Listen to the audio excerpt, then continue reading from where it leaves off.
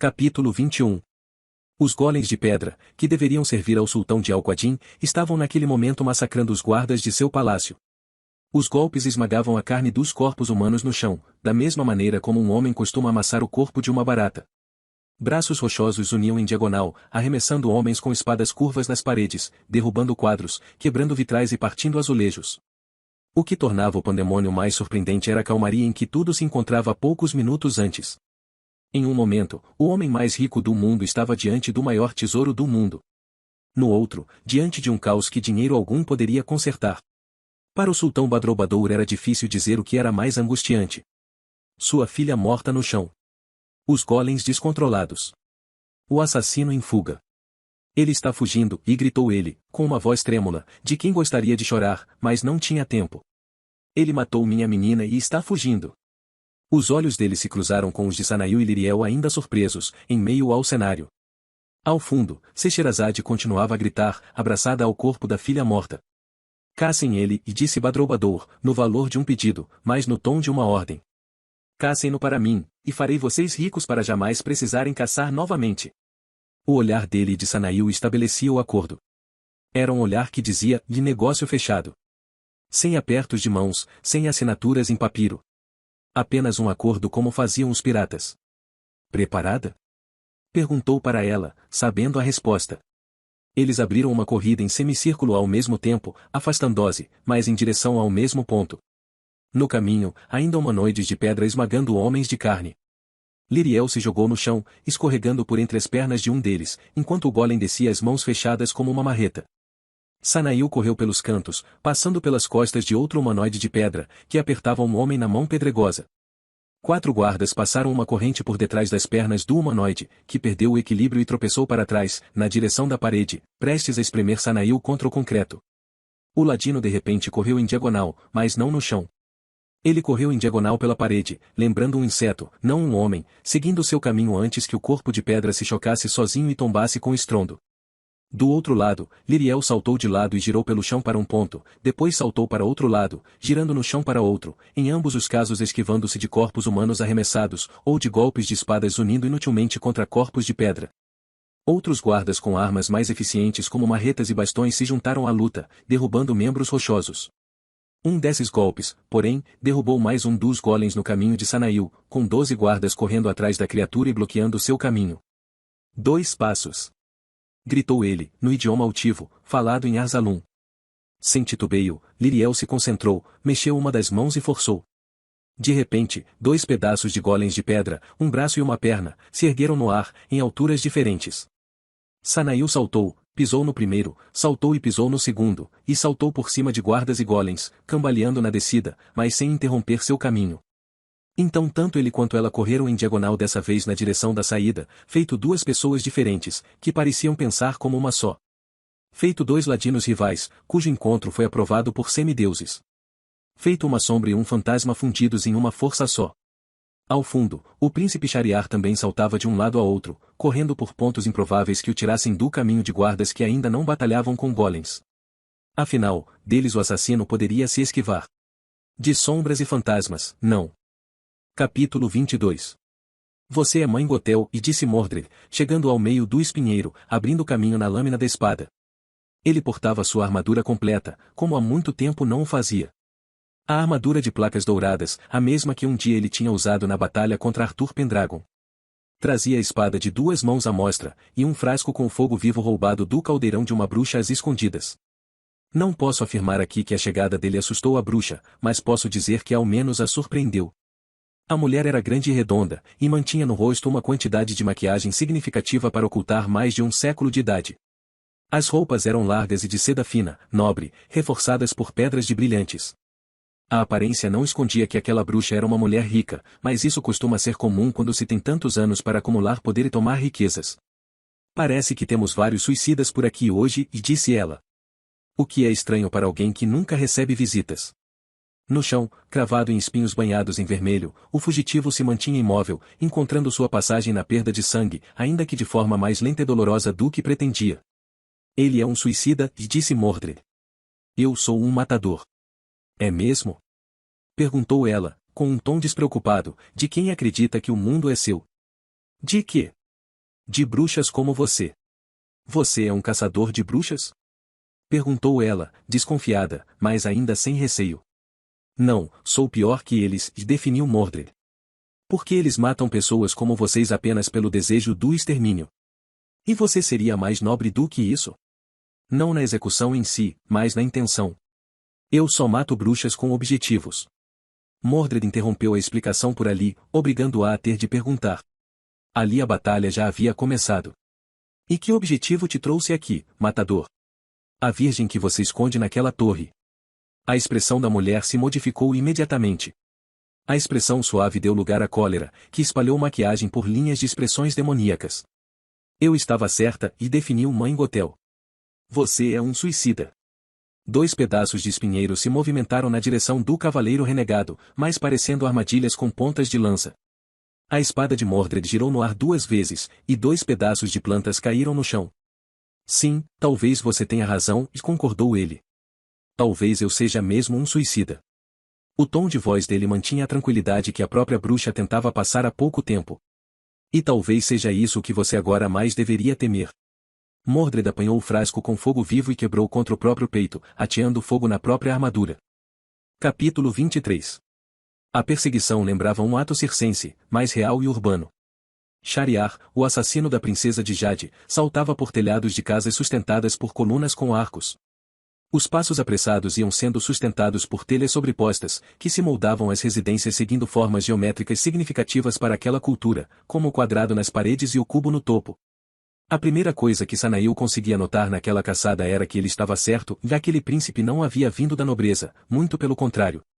A movimentação do fugitivo era a mesma de alguém que havia crescido nas ruas, escondendo-se nas sombras, dormindo em guetos, rastejando pelo subsolo.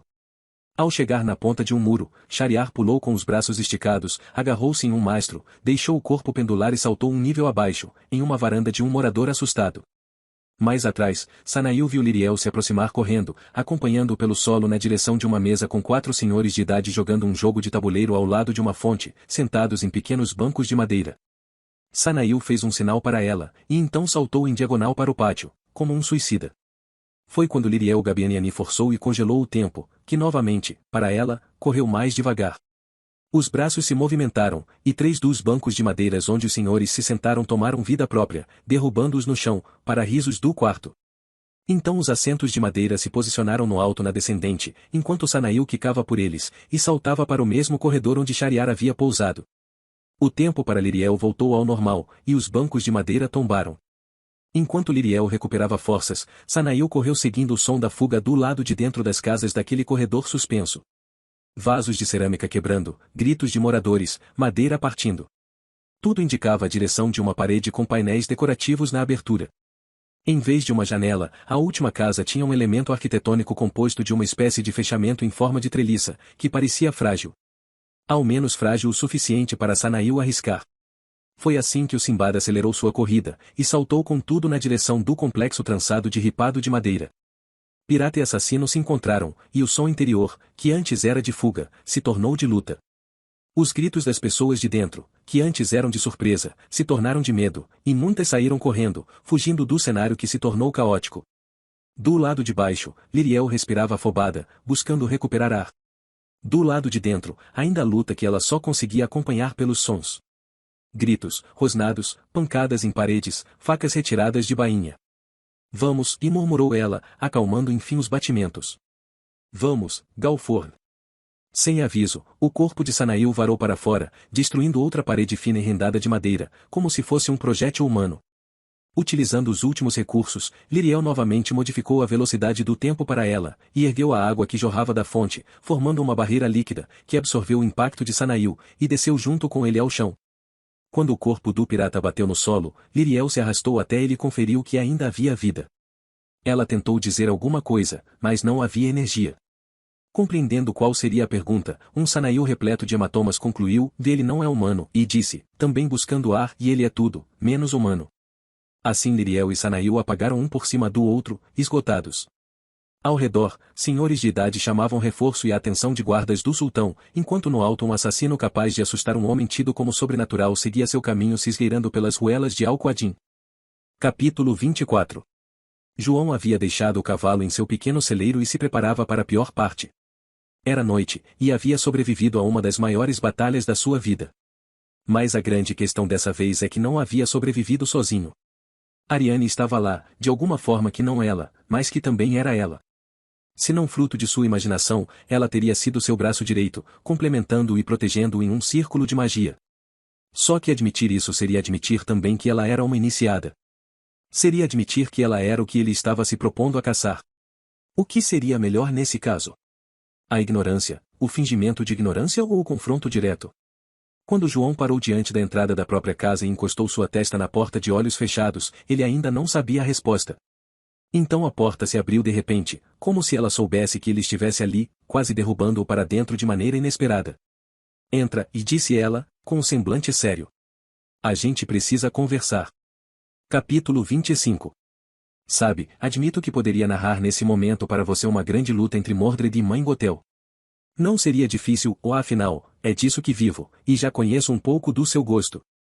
Contudo, essa narrativa seria mentira e quebraria totalmente a relação que nós estabelecemos há tempos ao longo dessa jornada, baseada em uma mútua de confiança. Eu narro a você o que aconteceu de verdade em Nova Eter, ou ao menos o que lembro como verdade, e você em troca mantém viva comigo.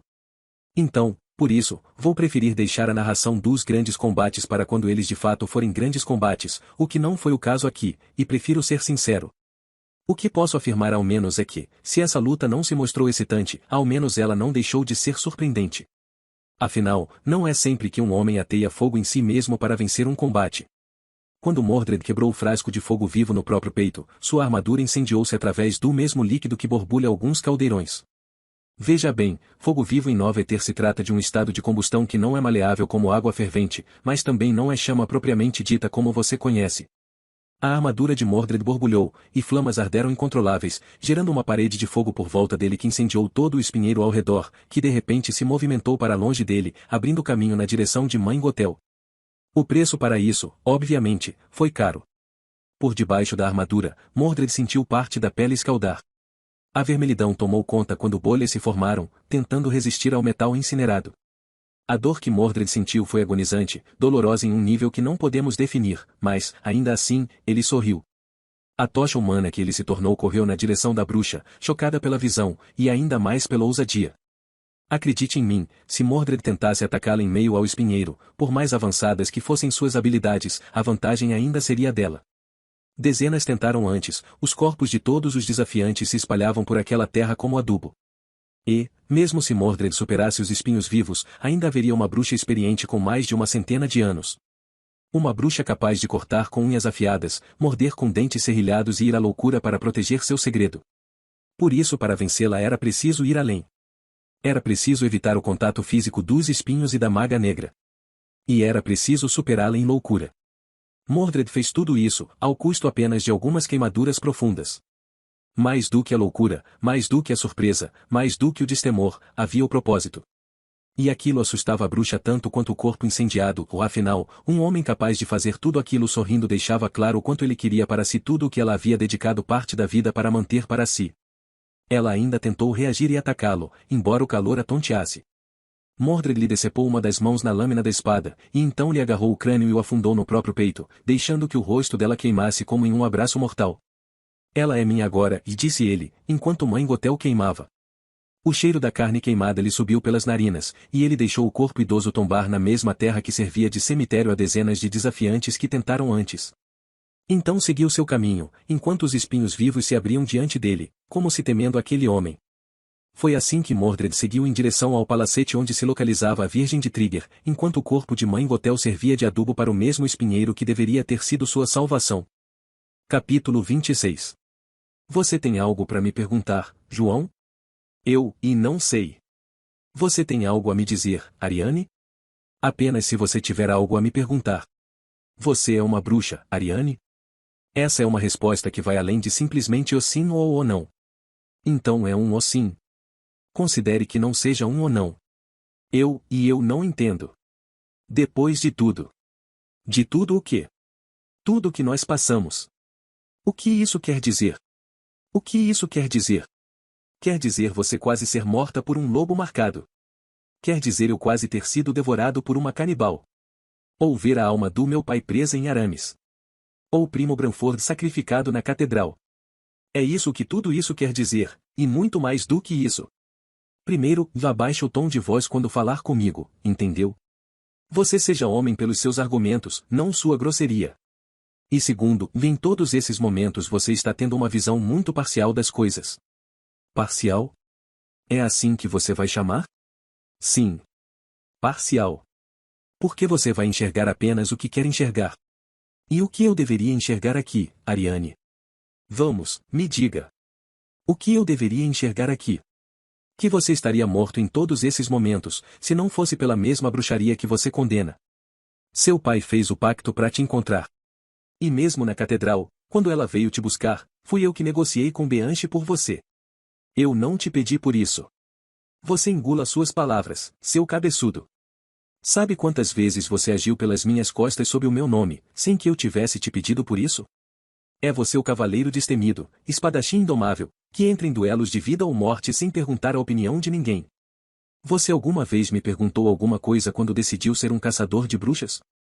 Então por que eu deveria pedir a sua bênção para me tornar uma iniciada? Em todas as vezes, e sim, você lutou e voltou vivo por mim. Você me disse isso. Mas você sabe que a última bruxa que matou, não matou sozinho. E que, se não fosse por mim, você não teria voltado. Há quanto tempo? Há quanto tempo você estuda isso, sem me dizer?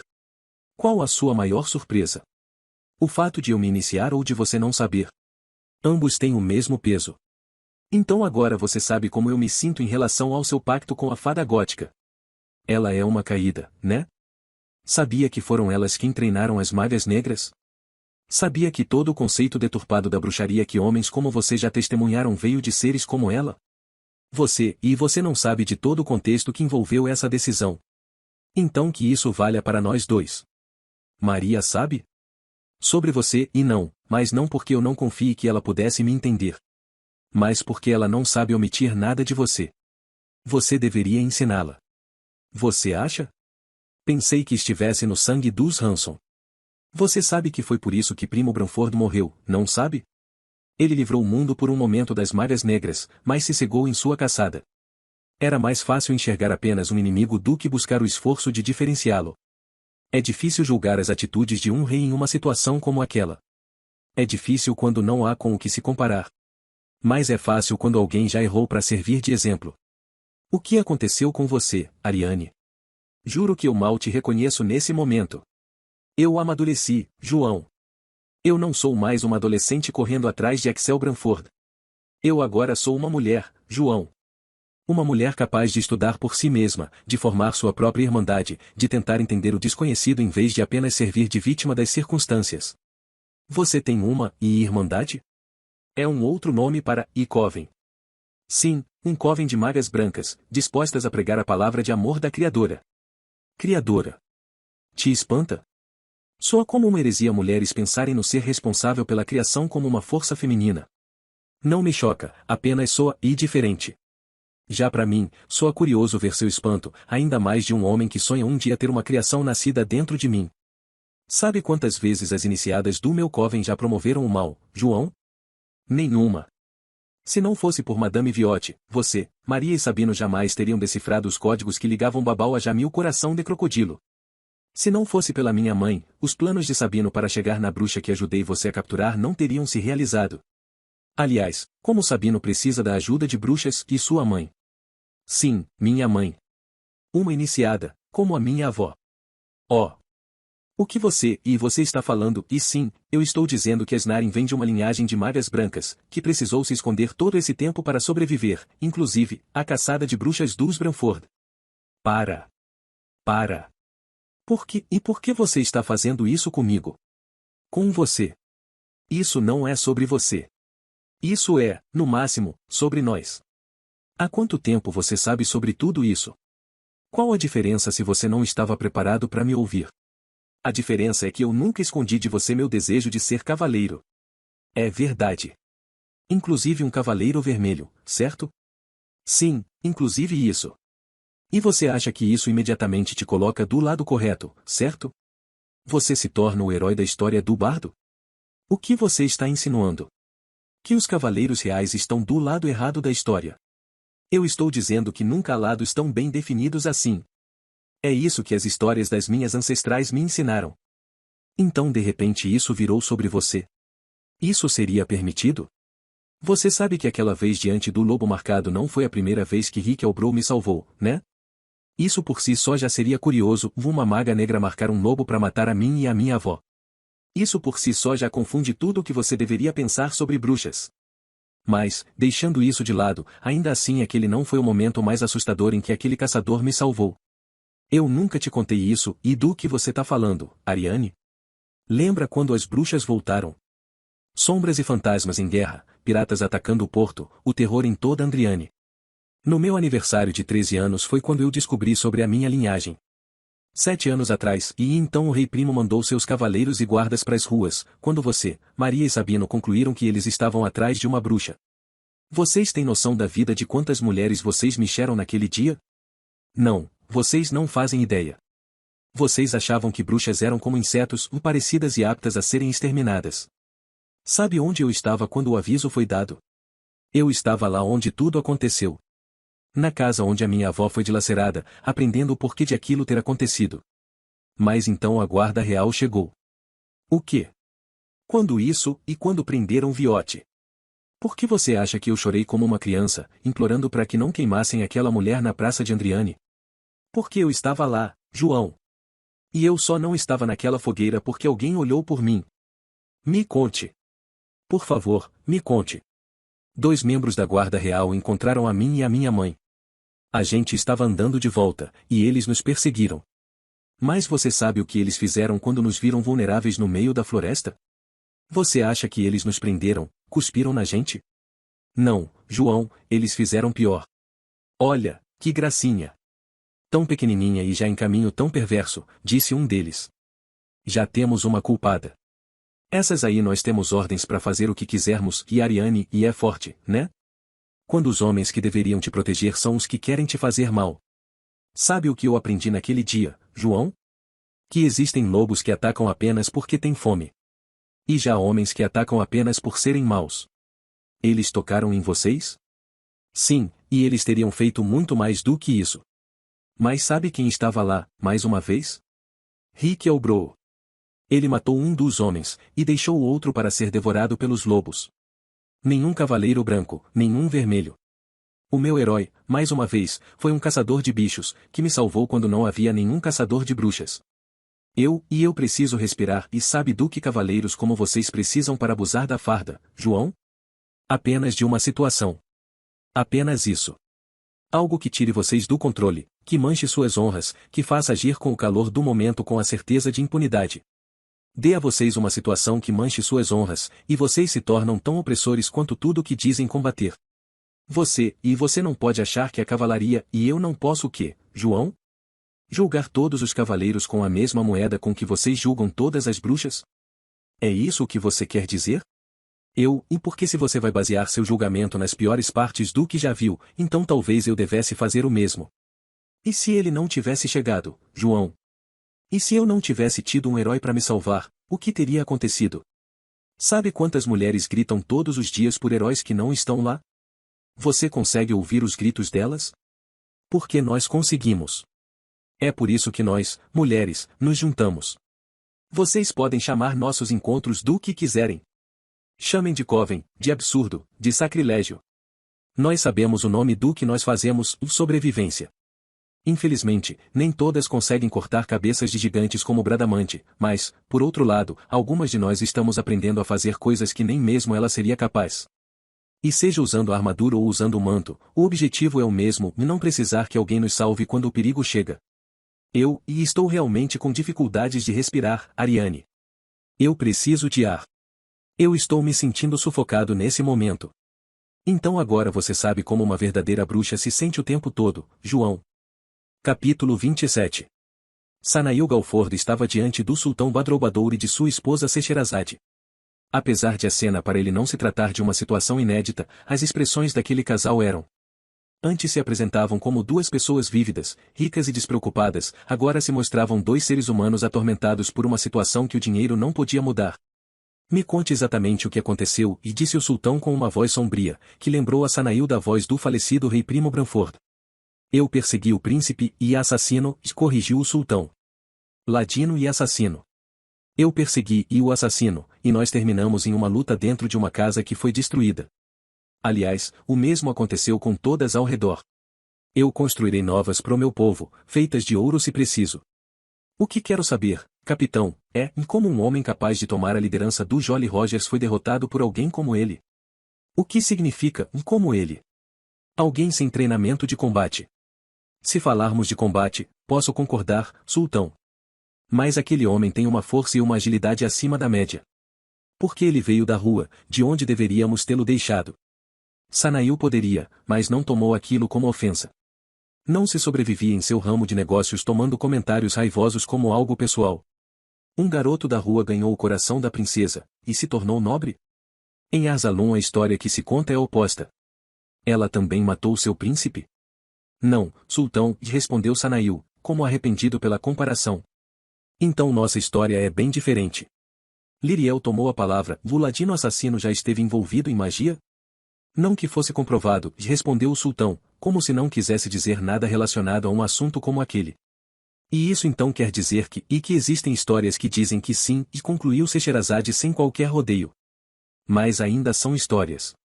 O homem que enfrentei era algo além de um homem, e acrescentou Sanail. Ele era mais forte do que mais ágil, mais raivoso. Nesse momento, capitão, tenho tanta raiva dentro de mim que talvez também lhe deixasse confuso quanto a minha natureza, e disse Badroulbadour. Mas seu olhar ainda é humano, sultão. O daquele homem, não. Os gnomos gostam de estudar coisas. Línguas, culturas, comportamentos. Sabe a que conclusão eles chegaram uma vez? De que existem alguns tipos de seres humanos, raros, mas ainda existentes, que não sentem emoções como as pessoas normais. Eles não simpatizam com os outros, não sentem remorso, nem pena, nem culpa. Eles são caixas vazias e egoístas, e vestem máscaras sociais para passarem despercebidos em meio à população. Segundo eles, algumas dessas pessoas não matariam por situações extremas, mas sim porque gostam de matar. Como um prazer doentio, algumas vezes até mesmo um troféu. E se isso for verdade, e se esse tipo de gente existir mesmo por aí, que troféu seria maior do que a vida de uma princesa de Jade? Sultão, não acredito que o príncipe Shariar e o ladino assassino. Rugiu o sultão, calando o salão. Qualquer outro nome não existe mais, e está proibido em Al-Qadim. É apenas assim que ele deve ser conhecido, o ladino assassino. Nós temos até mesmo um termo para isso. Sem paciência, o sultão virou-se de costas e se retirou, seguido por alguns de seus guardas. Scheherazade permaneceu com o casal de piratas, ainda com a expressão destruída, que lhe deixava 10 anos mais velha em um único dia. Perdoe-o, e disse ela. Vocês não fazem ideia do que fazemos, e interrompeu Liriel. Não com filhas, mas ainda assim.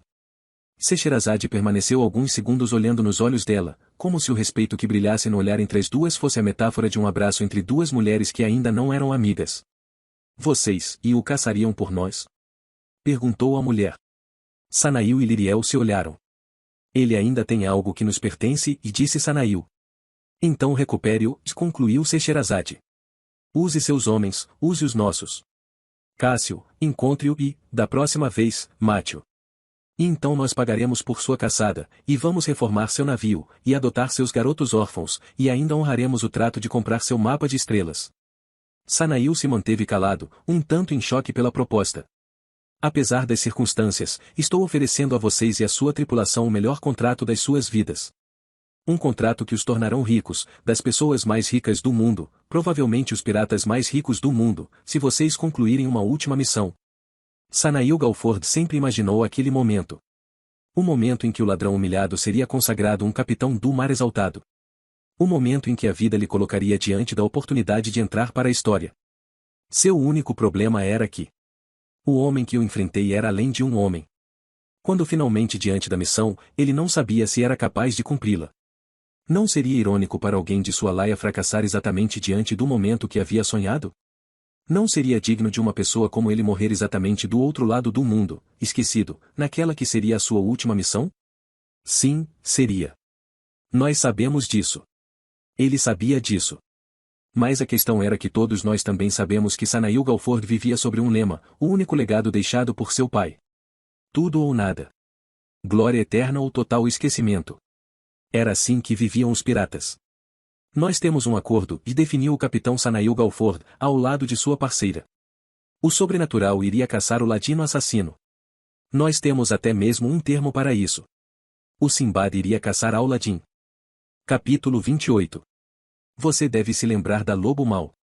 A taberna frequentada por plebeus, que fechava suas portas de dia e abria ao crepúsculo. O estabelecimento conhecido por suas disputas de boxing, por ser um dos lugares preferidos de Axel Branford e por exibir no alto do bar a cabeça empalhada do mesmo lobo que gerou a história da menina do chapéu vermelho. Naquela noite tudo estava lá, os lenhadores bêbados, as apostas de boxing comandadas pelo enérgico Fred, o taberneiro El servindo seu hidromel. Mas havia algo a mais, em um canto do lugar, na parte com menos luz, como se as sombras ajudassem no teor da conversa. João Hanson estava de frente com Rick Elbrow, o caçador conhecido como o herói. Você poderia ter me contado, e disse João, focando e desfocando o olhar, como se o foco seguisse seu pensamento. Eu tinha direito de saber. É verdade, concordou Elbrow. Eu realmente poderia, e por que nunca me contou? Porque ela me pediu, e revelou ele com uma honestidade bruta. Ela e a mãe dela me pediram. E se tem uma coisa que caçadores podem se orgulhar de possuir é a sua palavra. João pegou uma caneca de cerveja sobre a mesa e tomou um gole. A expressão dele após o gole era de repúdio, definitivamente desprazer. Mas ele não estava bebendo aquilo por deleite. E admito que não sei o que fazer, Albro. Não sei se eu tenho de reportar, se eu tenho de ignorar e fingir, se eu tenho de abdicar da minha posição para não ter de reportar nem fingir. Eu não sei. O que você faria no meu lugar? Eu não estou no seu lugar. Eu não tenho direito de te dizer o que fazer. Eu estou te pedindo para me dizer. O caçador se manteve observando o jovem cavaleiro se não com pena, ao menos com empatia. Um dia ele também havia sido jovem, e havia se sentido perdido, e precisou buscar por um caminho. Você sabe que eu conheci bem o seu pai, né?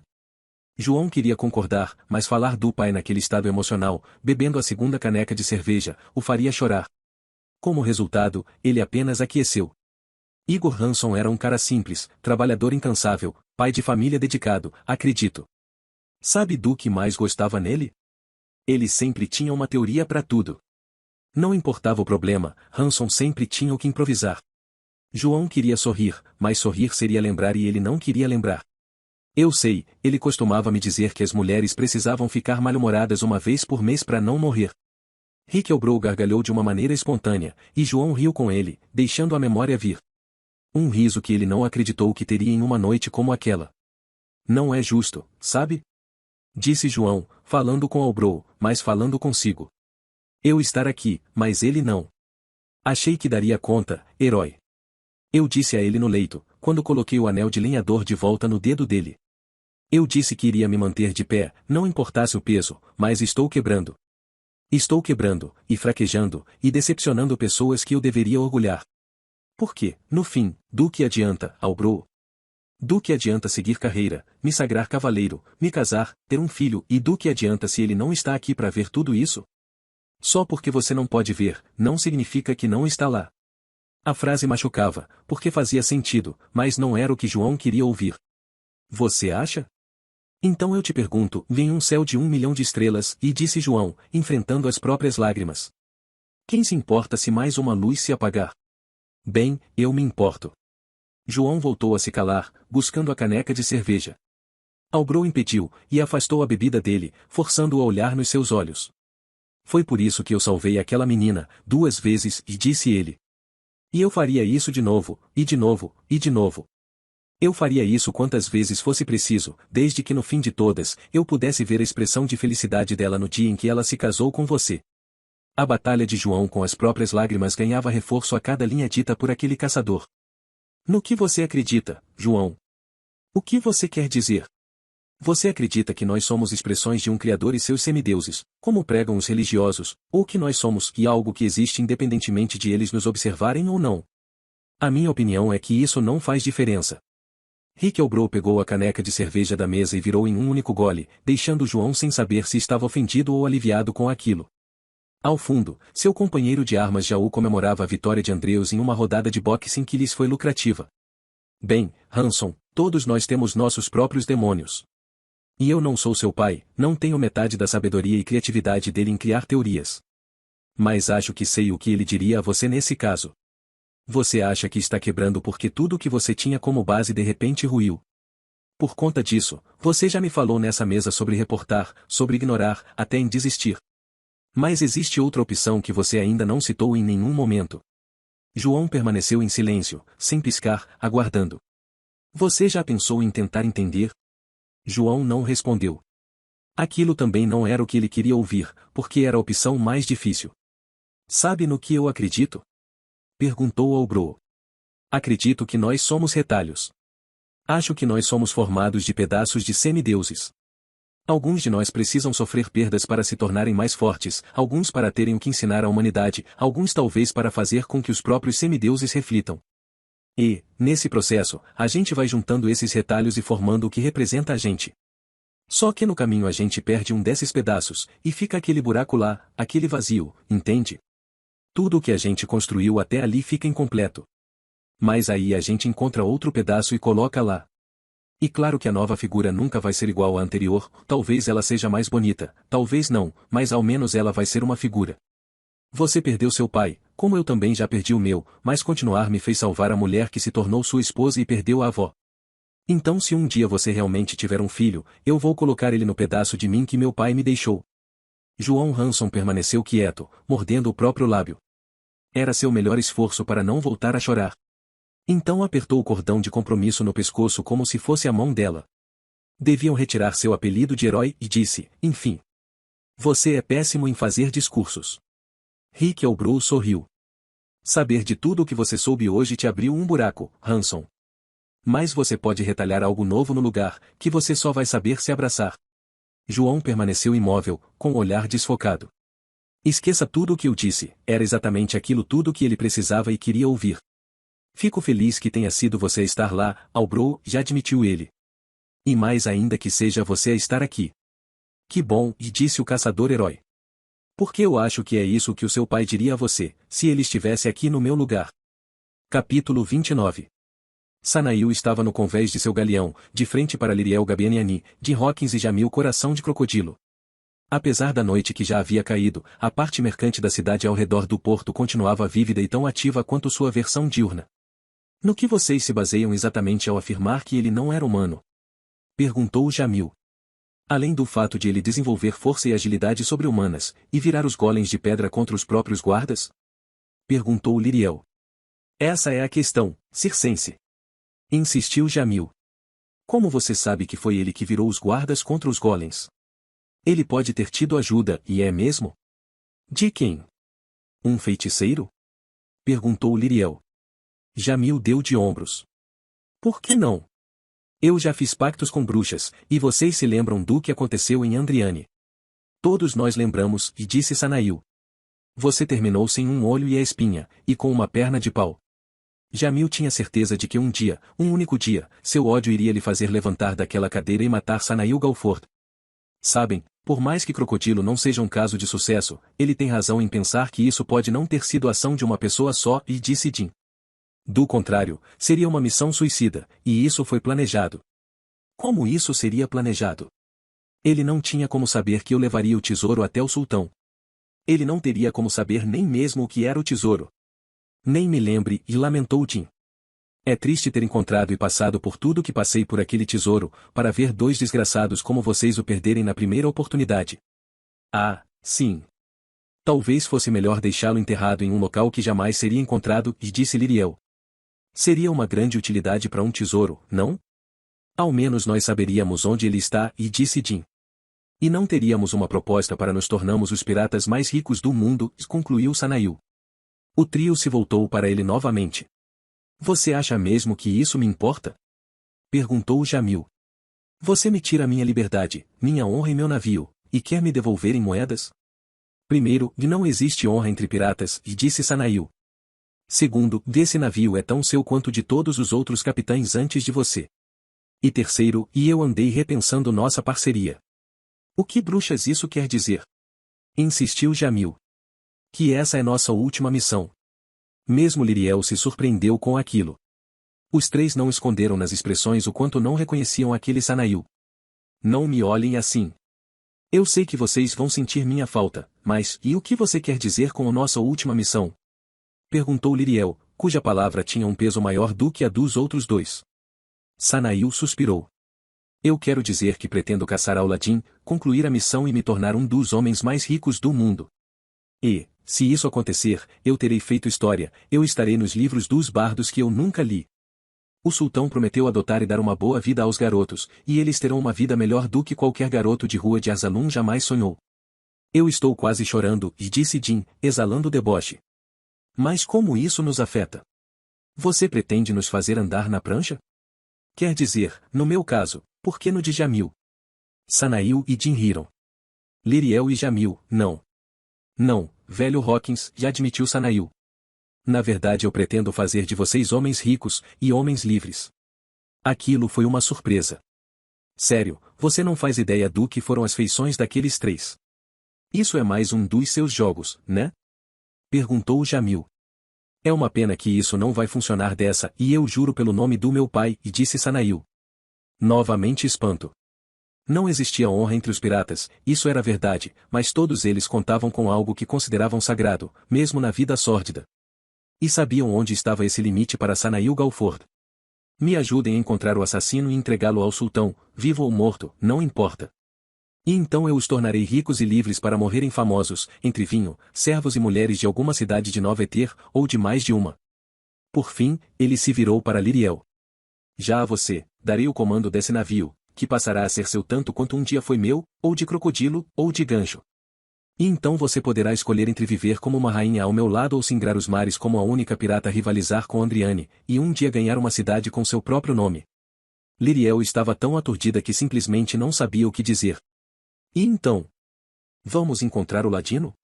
Sim, o quarteto mais temido dos mares de Nova Eter iria rastrear Aladdin. Capítulo 30. João, Andreus e Jaú pararam seus cavalos em frente a uma casa na área leste de Andriane, não muito distante da Lobo Mau. Aquela era uma das partes pobres da cidade, com casebres antigos e deteriorados, que perdiam valor de imóvel a cada ano. Eles pararam diante de uma casa pequena, com algumas ferramentas na porta, como martelo e pá. Era possível notar que algumas partes tinham sido pintadas com tinta fresca, e havia marcas de cal em alguns pontos do chão. Então essa é a casa do farmer? Perguntou Jaú. Se estava mesmo tão ruim quanto o Albaruz falou, até que eles deram um jeito. Sim. Olha ali. É o cavalo do Albaruz, confirmou Andreus, apontando a montaria presa em uma árvore na lateral da casa, mastigando grama. João só conseguia pensar se foi naquela árvore que Hector Farmer havia tentado se enforcar. Você vai mesmo querer fazer isso? Perguntou Andreus a João. João ponderou uma última vez, e suspirou. Sim, do contrário isso vai ficar incompleto. Como teu irmão disse, a gente tem de ser melhor do que isso. E hoje é um dia em que preciso juntar retalhos e me tornar melhor. Sabia que não devia te deixar sozinho com Albro, e disse Andreus, irônico. Nos surpreenda então. E assim foi feito. João seguiu atrás de Andreus, sentindo no peito uma sensação estranha, mas segura, de um homem que precisava rever seus antigos conceitos. Então Andreus abriu a porta da casa, anunciando o momento, Vei, Albaruz, olha quem eu trouxe aqui para ver seu amigo. A última palavra foi dita como uma voz quase morta. Andreus de um momento para outro se tornou pálido, travado na mesma posição como se fosse um manequim, não um homem.